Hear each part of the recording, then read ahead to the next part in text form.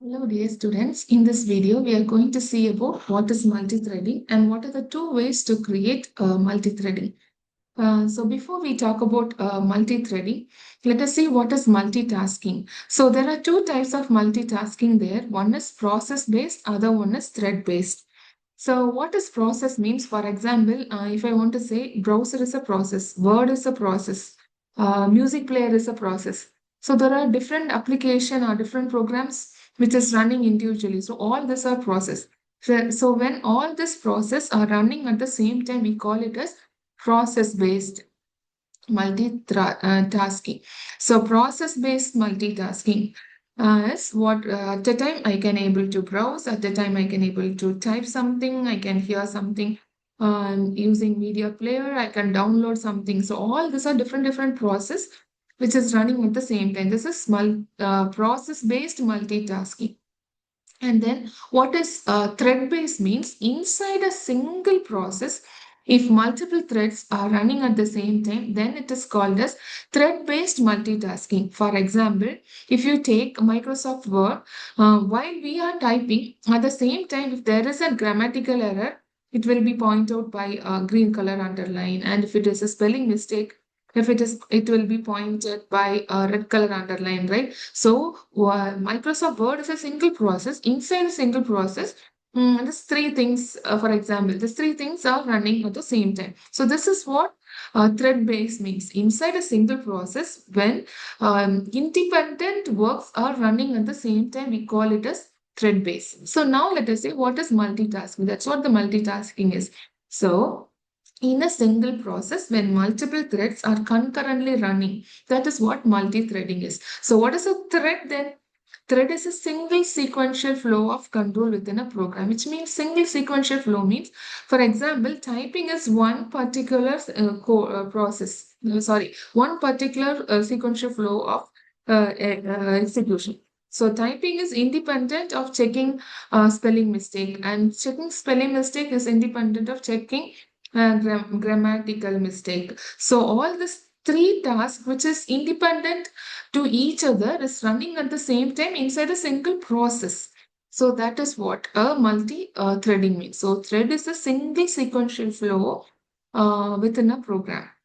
Within a program, which means within a single process. So I hope you got it. What is multitasking? Two types of multitasking: process-based and thread-based. So here we are going to talk about thread-based. So that is multitasking. In the threading, there is a life cycle for this threads. For example, when you create a new thread, we'll be creating, this is the life cycle of a thread, okay? So you create a thread. For example, how will you create a thread? For example, there is a class which inherits a thread. There is a thread object. I create a thread object. So when I create an object for the thread, it is what? New thread. After I create a thread, I will be calling thread.start. So I am making it ready to run. So start function will be calling the run function of the thread. So when I use the start function, that is called as runnable, ready to run. When I call a start function, it is making the thread ready to run. But who will make the thread to run is CPU scheduler. So CPU scheduler will only allocate the processor for the to get for the thread to get the processor. So until CPU scheduler is allotted to this particular thread, it will be in the ready to run state. So once it get the place to run, that is called running state. So once it finish the run function completely, after executing the run function, it go to the terminated state or to the dead state. Sometimes during the runtime, the thread may go to a sleep state or a wait state. So in that case, it will be suspended. So wait state until other thread is coming and notifying this thread, it will be waiting. Sometimes the thread may go to sleep state for a particular microseconds. So that is also suspended. And also join function. So sometimes one thread may be waiting for the other threads to complete. So in all these cases, the thread may be going to suspended state. And after it is notified, or after a particular milliseconds, or after the other thread get completed, it will go to the resume state, and then finally it will go to the ready state. Again, it will go to the running state. This process will be repeated. So once the run function is completely executed, it go to the terminator state. So sometimes one thread with a higher priority come, it may also be blocked. The thread may also get blocked. So after that, it again go to the runnable state. From the runnable state, with the help of CPU scheduler, again the thread will be going to the running state. So this is what the thread states, which means the life cycle of the thread. I hope you can understand. So once we look at the program, you know what is a thread object, what is the start function, what is the run function, all these things you will understand. So now let us go into the coding and let us discuss how to create this threads, multi-threading. Our thread, if I want to say the definition of a thread, it is a single sequential flow of control within a program. So we are going to see how to create this thread with the help of a thread class, also with the help of a runnable interface. So let us discuss that. Okay. So, my dear friends, now we are going to see how to create a thread. So first, let us learn how to create a thread using thread class. So for that, so now we are going to create a thread with the help of thread class. Okay. So I have commented it. So let us create a class. Let me name this class as ticket booking. So this class is going to book the ticket. And so this is how normally we create a class name. So along with it, I'm going to inherit a thread class. So let me say extends thread. Okay. So now this class ticket booking is going to inheritance means we already know it is going to inherit or get all the properties and features from this parent class thread. Now who is the parent of this class? That is thread. So this class will also get the properties of its parent. So this class is also now a thread. So to make this, so now inside this class, I have to say what is the job role of this particular thread. So where will we give the role of the thread, or what task does this thread to do should be described or written inside a function called run. So this run is already available inside the thread class. So we are going to override that run function according to our purpose. So now, since I'm going to override, so what way it is described in the thread class, same way only I have to override it. So its access specifier should be public. Its return type should be void, and the name of the function is run, and it doesn't have any parameter. Okay, so this is the place where I can write the role, what this thread needs to do. So always remember, if you want to say what the thread needs to do, that should be described inside this run function. So what I'm going to do is I'm going to write a for loop. I say for int I equal to 0, I less than or equal to 5. Now, for example, I'm going to book some 5 tickets. Let us assume like that. So I plus plus. Okay, so I'm going to just print something. Okay, ticket booking. So, and let us display the which ticket is booked. So that is in the variable I, right? So it's going to execute. And you know that whenever we book some ticket, it will take some time, right? Immediately within a fraction of second, we cannot book a ticket. It takes some time. It takes some input, then it's processed, then only the ticket is booked. So to denote that, let me introduce some delay. I'm going to make the thread to sleep to denote that delay. So here we have a function called thread dot sleep. Okay, and I'm going to make the thread to sleep for 1000 milliseconds, which means 1 second. So immediately you can see there is a error shown, right? So what is it? It is showing unhandled exception type interrupted exception, which means whenever I use a sleep function, it should be exception handle. We have to, it is a checked exception. So it is what is checked exception? The exception which is checked during the compile time itself. So I have to encircle this with try and catch. So let me put try and open curly brace and close curly brace. Immediately after the try, we will have a catch. And what kind of exception arised here is interrupted exception and the variable for it. And as of now, I'm not going to give any body for this. So let me give some empty curly braces. So, okay, empty curly braces. So that's it. Now the error is gone. So you can write it in multiple lines like this also. But to make you the code very simple, I have written like this. You can write like this many. You can write this with this many lines. But still, if you write it in a single line, it will be easy for you. No. So that I have written it in a single line. So now our thread is ready. Ticket booking thread is ready. Likewise, I can also create another thread. Let me explain you. Let me create another thread called print number. So I want to make this class also a thread. So what you have to do? You have to say extends thread. And now if this, I want to say the job role of this thread. So I have to override the run function where we define the job role of this particular thread. So its access specifier is public, return type is void, function name is run. And now inside I'm going to again say the same thing for loop. I just copy paste here. I say the number S. And let us print the number from 11 to 15 just to differentiate it. So, and I'm printing I.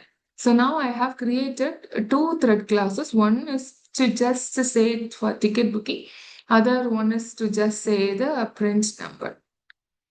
Okay, and now I have a main function wherein I'm going to create a thread. So first in the life cycle of the thread, we learn, no, first is to create a thread, right?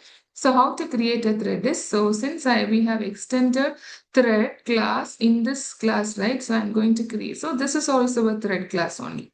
So I'm going to create an object for this class, T equal to new ticket booking. So now this thread is now just created. Similarly, let us create an object for this as well. P is equal to new, just object creation for those thread classes. Now the thread is just created. And now we have to make the thread to ready, right? How will you make the thread ready? So as I told you, if you want to, so the job role of this thread is defined inside the run function. If you want to call the run function, you should not call directly the run function. If you directly call it, become a normal function call. So to make it a thread, you have to call the run function with the function called start. So the start function internally calls the run function. And also this is also another thread, right? Which I have already extending the thread. So this class is also a thread. So again, I'm going to say p dot start. So now we have made the thread to uh, ready. It is in a ready state. So when the CPU scheduler is assigning its place, so then it will go to the running state. After the run function is completed, then it will be over. So now what I'm going to do here is let me run this program for you and show you. So I hope you should also remember main function is also a thread. So totally how many number of thread is by default all the Java program has one thread, that is a main function. So along with the main function we have totally three threads. One is main thread, other one is ticket booking thread, other one is print number thread. So if you run it, you can see both the threads are running simultaneously at the same time, right? You can also do one more thing. You can also assign a job role for our main function as well. So we can use some um, uh, for loop. So here, let us say, let us print 101 to 105. Okay. I can say here as main thread. So main is also a thread. So this thread we don't want to start because already main itself is a thread, right? So now let us run it so that the three threads seems to be like running at the same time. So you can see ticket booking thread, main thread, number thread. So whichever thread is getting the CPU, those thread will be in the running state. So after the run function is over and after the main function is over, after the run function is over, this thread will come to terminate state. After this run function is over, this thread will come to terminate state. And then finally, so these three threads are running at the same time. I hope you can understand it. Let me do one more thing here. Let me put system.out.println. Let me say end of main function. Okay, so now let us run this program. If you run it, you can see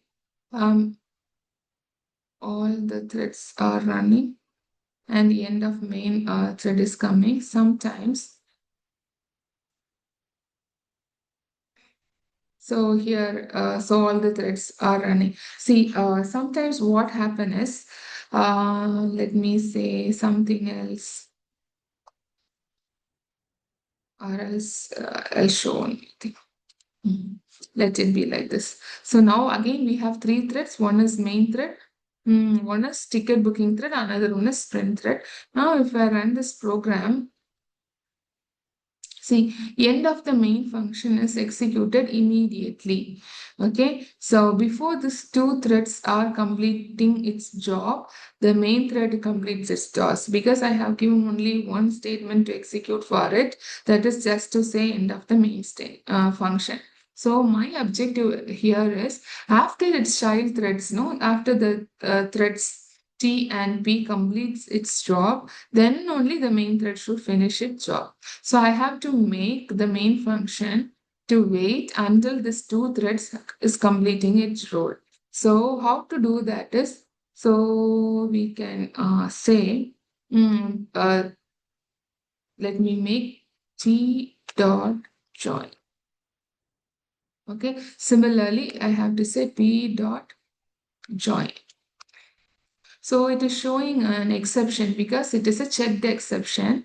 So the easiest way is I can throws it away, throws interrupt exception, or even you can, so you can say like this, or you can generally say as throws exceptions also. So now I am throwing it away from the main function to handle it by JVM. So here I am not handling it. Otherwise, if you don't put throws here, you have to surround this join with the try catch. So that is also fine. So not to add any other code, I just gave this like, I gave like this.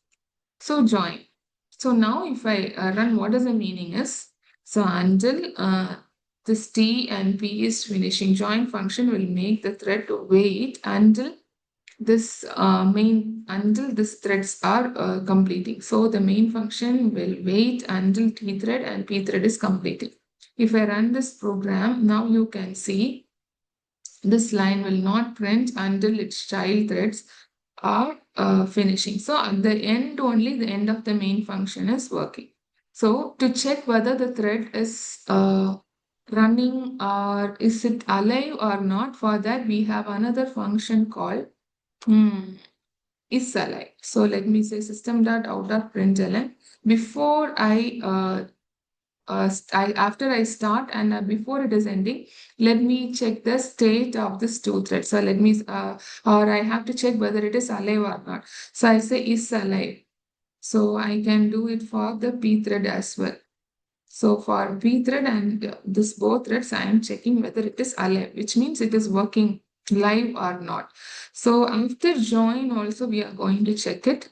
So now if you run, mm, you can see initially the both the threads are alive.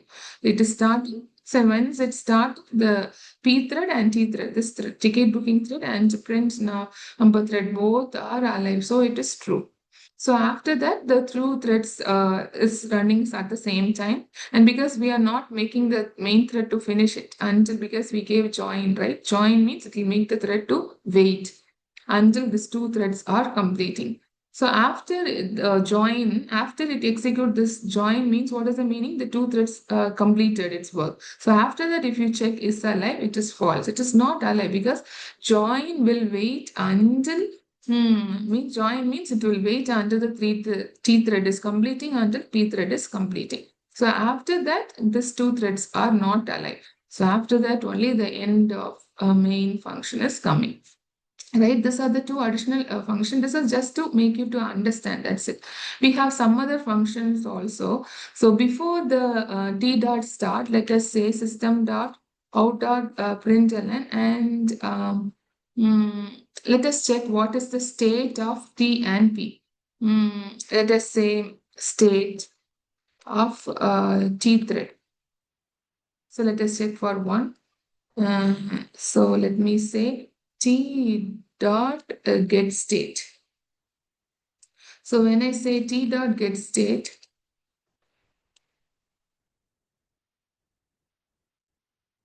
so it will display what is the state of the t thread before it is starting. So now you can see the state of the t thread is say, new because it's just born. We just created. Let us use the same statement after the start, okay? After the start, let us check what is the state of the T's. So now let us see after start, what is the state of the T?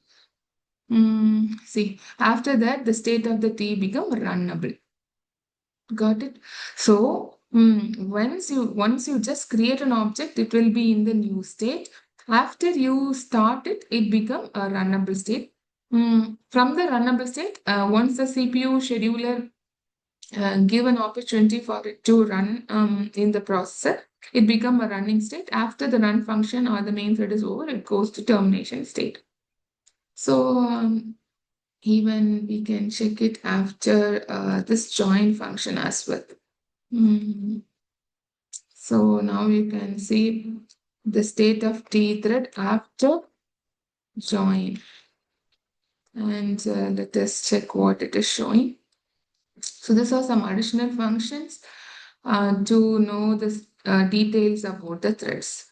So here you can see the state of T thread after join is terminated. So after it finishes run function, it is coming to terminate. So first it was in new state, then it came to runnable state. After the runnable state, it went to the terminate state. Hope you got it right. So these are the function which help us to understand the different state information about our thread. So state will help us to know in which state the thread is. Start will help us to start the thread, and it will internally call the run function. Isalive will check whether the current thread is working or not, and join will make the thread to wait until it is finishing. And also we can also get the name of the thread as well. For example, if I want to get, so I told main is also a thread, right? So let us do one thing. Let us get the name of the main thread. So for that, what I'm going to do is I'm going to create a thread object equal to thread dot current thread. So who is our current thread? Main thread. And for this current thread, let us display the name. So let me say this name is T1. And I'll say T1 dot get name. So get name, when I run it, it will help us to know the name of the thread. So you can see the name of the thread is main. Even you can change the name of the thread. So I'll say T1 dot set name, and I can say my main thread like that. Let me my main thread. Let me change the name of the main thread. So let me say here as main thread name. And the same thing, I am just copying it and I am going to display it after changing the name. So let me copy it. And now we have changed the name of the main thread. After that, I'm displaying it. So now if you look at it here, earlier, what is the name of the main thread is main. Here you can say it is main. After I change my name, change the main thread name, it is my main thread, right? So this is also possible. And also there is another option to know the priority. There are three priorities for thread. So let me say system.println T1 dot get priority.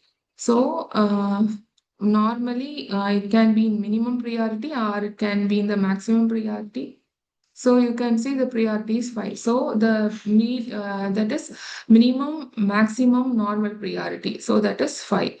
So even you can add a plus 1 for it for the main thread. Like that also we can set the priority also for this thread.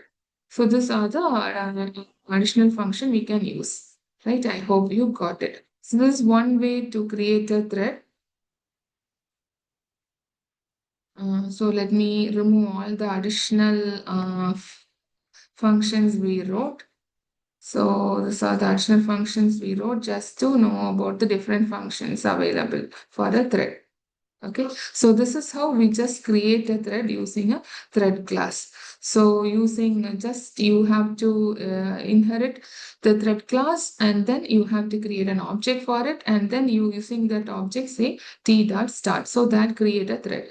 So what is the another way to create is using runnable interface. Runnable interface.